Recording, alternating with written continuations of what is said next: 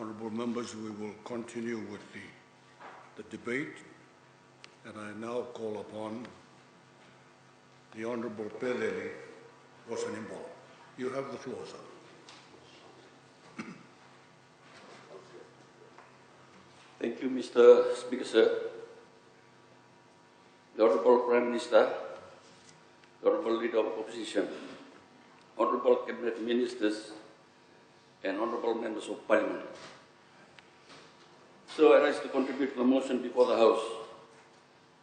First and foremost, I sincerely thank His Excellency the President for his gracious opening address on Monday, the 30th of November 2020. So while analyzing the opening address by His Excellency, it focuses on containment of COVID-19, economic recovery, and response to the climate, oceans, and biodiversity crisis, and also on the government's legislative agenda for this parliamentary session. Mr. Speaker, sir, I was expecting the opening address to discuss further on the economic recovery framework and its policies. Nevertheless, Mr. Speaker, sir, I wish to deliberate on the containment of COVID-19 and the economic recovery. So, on the containment of COVID-19 in Fiji, we all commend the sterling performances of the Ministry of Health and medical staffs and members of the disciplinary forces in sustaining the containment of COVID-19 in our country. Mr. Speaker, sir, as highlighted by His Excellency the President, and I quote, "It has been more than 220 days since the last case of COVID-19 among the public. Together, we potentially saved thousands of Fijian lives," unquote.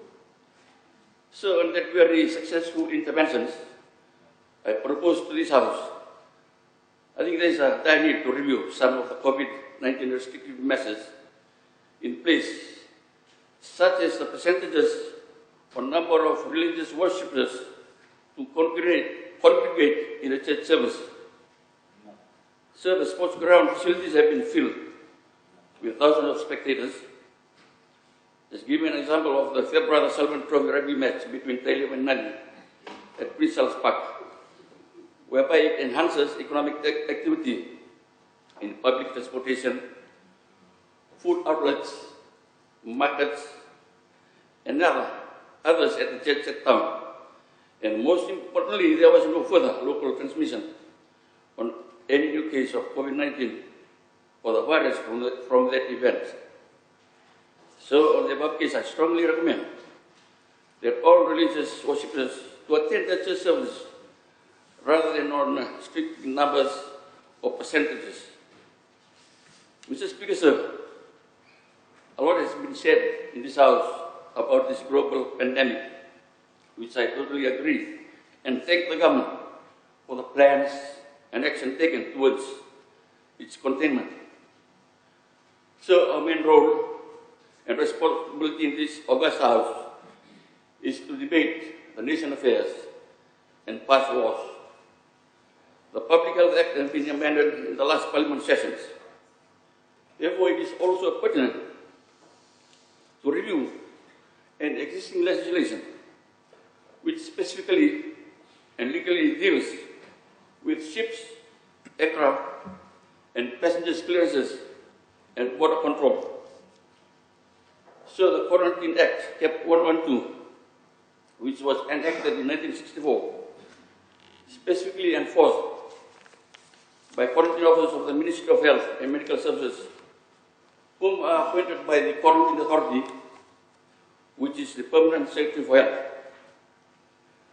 Mr. Speaker, sir, due to the exponential increase in international travel and trade, and emergence and re-emergence of international disease, threats and other health risks, Fiji, as the World Health Organization member states, agreed to implement the International Health Regulation 2005.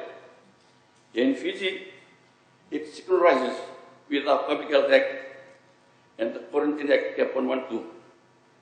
Mr. Speaker, sir, the stated purpose and scope of the international regulation are to prevent, protect against, control and provide a public health response to the international spread of disease in ways that are commensurate with and restricted to public health risks and which avoid unnecessary interference with international traffic and trade. Mr. Speaker, sir, as we are living on extraordinary time, there have been changes and revolution of the emergence of new diseases and transmission patterns, international movement of travelers, and mode of transportation, which pose risks to disease transmission either globally or locally. Mr. Speaker, sir, I therefore strongly recommend to the other side of the House, especially to the Minister for Health and Medical Services, for the review of the Quarantine Act Cap 112 to be in par with the new development on international traveling, global emergence of disease and its transmission and risk which involve. So, for economic recovery, and according to the economic review by the Reserve Bank of Fiji for the month of October, the global economic conditions remain fragile, with daily increases in new COVID-19 virus cases in many parts of the world, where the spread of the virus had previously been partly brought under control. And domestically, the magnitude of this year's economic contraction is expected to be smaller than initially anticipated, whereas next year's projected recovery largely hinges on the opening of the international borders and the resumption of travel. Mr. Speaker, sir, the Fijian economy is envisaged to contract by 90% in stemming from higher than expected growth in the agriculture sector, coupled with lower than anticipated declines in the wholesale and retail trade, also on restaurants, hotels, manufacturing, and construction sectors. Mr. Speaker, sir, with our very weak economic condition situation, the government should reveal the extent of its cash problem in light of the proposed redundancy of workers. Government cannot continue to say that our financial position is normal, where the signs are all around us. And Mr. Speaker, sir, may I quote from the opening address by His Excellency, the President, our people's well-being also cannot be separated from our economy's recovery. We cannot settle for providing struggling Fijians with short-term assistance. We owe them each the opportunity to work again in jobs they have lacked, in established sectors with potential for growth, as well as in emerging and cutting-edge industries, unquote. Speaker, sir, we all know that tourism and aviation industries remain dormant or static locally and globally, and only God knows the time when the two industries will be back in full operation. Therefore, the government must develop, support, and provide much more financial, mechanical, and technical assistance on our three main established sectors, such as agriculture, fisheries, and forest. Mr. Speaker, sir, sectoral performance continued to be well below 2019 levels in the first 10 months of this year. As of October, and we know that business arrival declined by 80.7%, consequence of the prolonged closure of international borders. With electricity generation also fell by minus 10.4%, together with cement by minus 14%, and gold by 110.5% production. In addition, sir, output from the timber industry showed mixed results, as pine wood supply by 32.8% and wood chip output sawn timber increased by 45.7%, while sawn timber by minus 11.4% and mahogany by minus 32.5% production. Mr. Speaker, sir, I wish to thank my dear friend, the Minister for Forestry, and staffs for the launching of the Million Trees Initiative on the islands of Lamabidi province, and the setting up of plant seedling nurseries and its awareness to the community, and also the launching of the coral farming initiative on the island of Overland. The forestry sector has a huge potential to support economical development, especially to the current declining economic situation in our country. Mr. Speaker, sir, Fiji has a total of 1.2 million hectares of forest, and with plans and progress stipulated in the Ministry of Forest Operational Plan 2020-2021, we expect growth from these natural resources based in our economy. And our main economic drivers are declining. I strongly recommend that the Ministry of Forest be provided with more support and resources. Mr. Speaker, sir, to sustain in these growth resource-based sectors, we need to take into consideration the rights, interests, and aspiration of the resource owners. And I would like to inform this Honourable House that our position with regard to the forestry sector remains unchanged. And we will continue to advocate, as defined in our 2018 manifesto, which are 1. Sustainable development of the natural resources, such as forestry, and number 2, creating meaningful jobs and adding value to the national economy. Mr. Speaker, sir, based on the last annual report submitted to Parliament, that is for the year 2015, by the Ministry of Forest, here are the performance which indicates that the total log production was 522,008 cubic meters. Sawmill production, we look at total log input, it was about 140,318 cubic meters. Sawn timber volume, 70,000 and 714 cubic meters. And sawmill recovery at the rate of 50.48%. The export of forest product, pine chips, with 44% of the total export earning, whilst mahogany recorded the lowest export earning of $57,500. And the import of forest products, total import was 15.2 million, with sawmill timber dominate the imports and amounting to $3.4 million. Mr. Speaker, on the current sectoral performance, domestically there is a weak demand and supply side constraint, which led to the contraction in pine wood, sawn timber, and mahogany.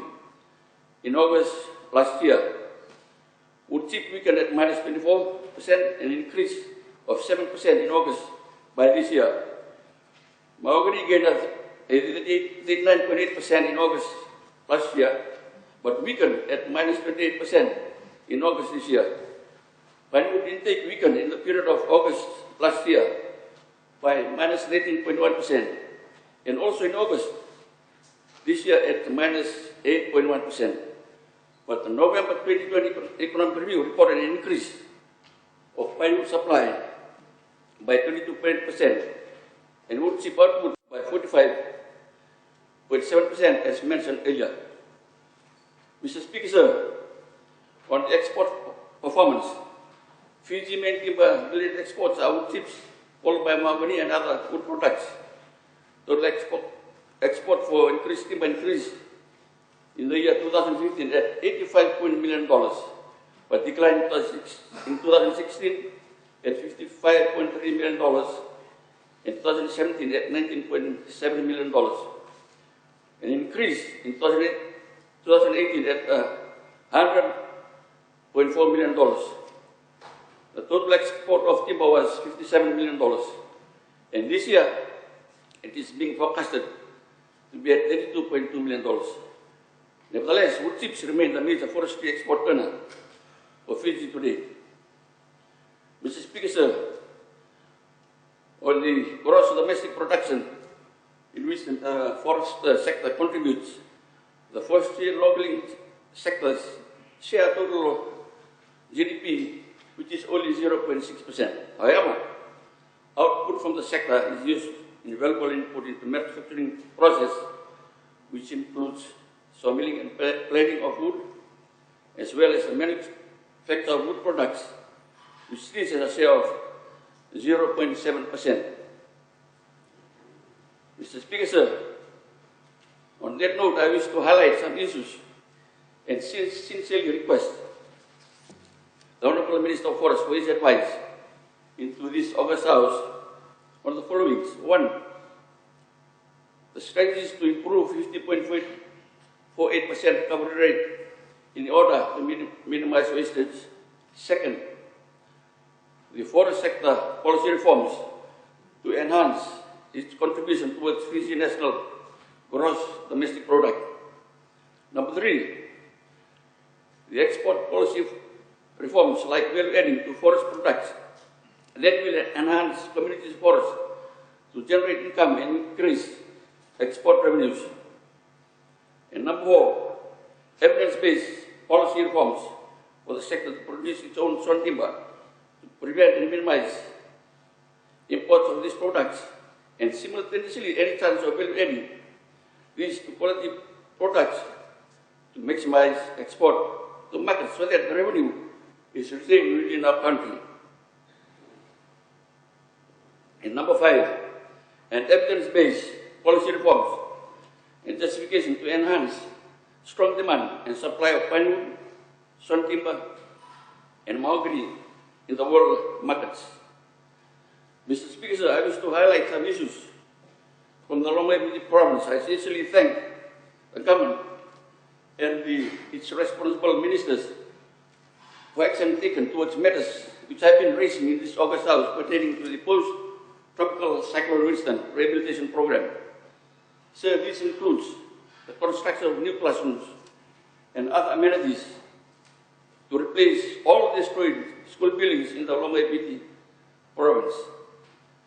The latest was the opening of the Kotu Mundu Primary School on Coral Island by the Honorable Prime Minister.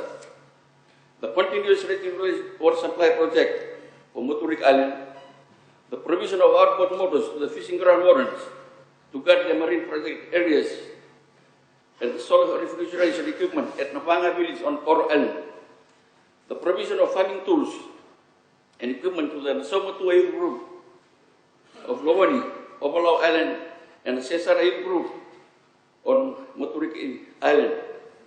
Nevertheless, Mr. Speaker, sir, I wish to report to this House the malfunctioning diesel generators for electrification at Nakaintamu and Namatu Village on Coral Island, and request the responsible minister to urgently look into this matter. And Mr. Speaker, sir, I also wish to remind the Honorable Minister for Local Government for the construction of the new Revoca Town Market in this financial year. Mr. Speaker, sir, to conclude, our sinful acts to the environment through development and industrialization enhance on climate, oceans, and biodiversity crisis. As alluded to by the Minister of Forest, and I quote, we may see the opposing sides of this August House, but we share a common goal when it comes to the fight against climate change, and may I also add the oceans and biodiversity crisis. So I agree with His Excellency the President in our address, and I quote, our coastline, our reefs are disappearing, storms are becoming stronger, and farming is impacted by the changing weather patterns, unquote. So the Holy Bible reminds us in the book of Isaiah, chapter 24, verses 4 to 18, and I quote, the earth wills away, its mighty leaders melt from the land. The earth is polluted because its people disobey the law, breaking the agreement that was to last forever. The earth is under curse. Its people are dying out because of their sins. Towns are crushed and in chaos. Houses are locked tight. Happy times have disappeared from the earth. And people shout in the streets. Cities are destroyed. Their gates are torn down. Nations will be stripped bare, like olive trees or vineyards after the harvest season, unquote. Mr. Speaker, sir, coronavirus, economic recovery, climate, oceans, and biodiversity crisis. I wish to inform this House that it also requires supernatural powers of spiritual intervention to mitigate. And the solution is Jesus, and this is the reason for the coming season. And may I quote from the Bible, in the book of Chronicles, chapter 7, verse 14, and I quote, "If my own people will humbly pray and turn back to me and stop sinning, and then I will hear from them from heaven, I will forgive them and heal their land." Mr. Speaker, sir, I wish to thank you for indulgence, and may I wish you, sir, all the Parliament staffs, and also all honourable members in Parliament, a blessed Christmas and a prosperous New Year. Thank you, sir. I thank the Honourable Peceli.